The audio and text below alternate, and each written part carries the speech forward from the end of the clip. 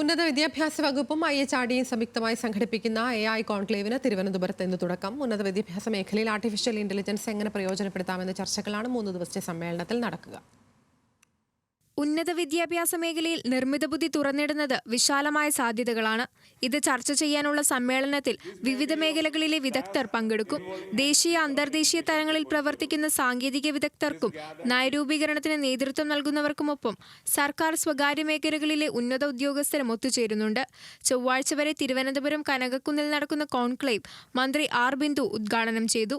IHRD taking off once again into an area of deep learning.